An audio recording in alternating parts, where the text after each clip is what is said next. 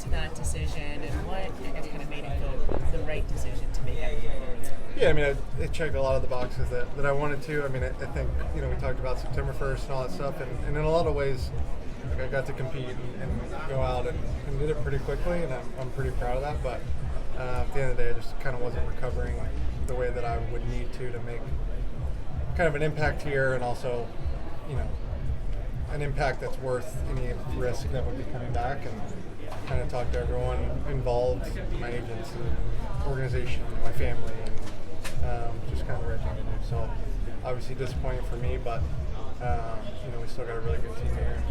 I'm excited to watch them the rest of the year. So what does this now, the next few months going to look like for you, and does it feel like beginning of spring training that you will be ready? Yeah, I think for now, just kind of check every, whatever we have left to do, and then kind of go about business normal off season and try and get ready. I'm not sure 100% how we're going to handle innings next year or anything like that, but again, another conversation that we'll have and kind of figure it out. Walker, when we hear that it stops after one start, everybody jump to, is there something physically not feeling right? Did you feel anything that caused you to say?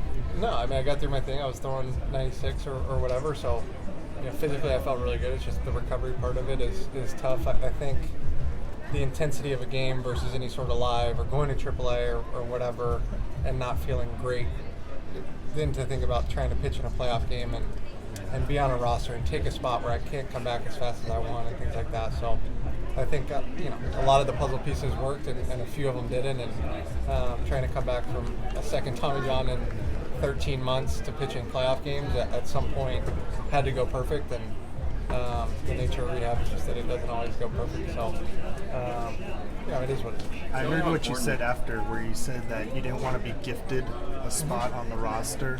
Is that part of what went into this decision, where you couldn't be as good as you wanted to be? Yeah, I think that, for me, that's certainly part of it. Obviously, I have a lot of pride in wearing our uniform and pitching in the playoffs and trying to help us win World Series. And I think less so like what I could do on the mound, but how quickly I could get back and things like that. Or I didn't want to be a hindrance in any way like that. I know that's kind of more humble than you guys are used to hearing me, but it's part of it and part of that decision. And at the end of the day, I think it was the right decision for myself and the organization. I know how important next year is for you. How important is it to be able to have a normal offseason this winter and sort of go into next year kind of fresh? Yeah, I mean, I think the idea of normal offseason is always going to be a little different, right? I've had 3 elbow surgeries and just trying to manage that, right? But as normal as I can have it, it'll be great. And my wife and I are having our first kid this off season, so we got a lot going on. So I'm excited about all that, and I'll be out here for January, which is something I haven't done before. So I think that'll help, and then get out to spring and kind of see where we're at. Well, was having to accept that you weren't going to be able to pitch this year even harder, just knowing how short-handed these guys seem to be in the starting rotation? Yeah, I mean, obviously the timing and it being this late of the year kind of sucks, and the way I kind of explain it is I feel like I kind of bet on a long shot horse and it ran second. I certainly don't think it came in last, and I think for me I got really, really close, and every week of rehab process you're assessing everything, right? And after the game we just didn't like kind of the pros and cons of where I was at, and so we kind of move forward and get ready for next year. Was there ever any consideration of being a late inning bullpen guy, 1 inning, or did you never get to that point? Have you seen my numbers as a reliever? I don't think that's something that I really could do at the level that the guys that we have do, to be honest with you, regardless of my health, and just something I haven't really done very well with. And I think if I was 38 and I was coming back and this was kind of my last bite at doing it, maybe, but for me personally, I still think I'm very good at it. How did it feel to get into the one game you did get in AAA? It was great. It was fun. I love being on teams. I love playing. It is what it is, and being in the locker room, and it went pretty well, and just didn't come out of it quite the way that I wanted to. So it's kind of a bittersweet. It was awesome, but didn't get to do it quite as long as I wanted.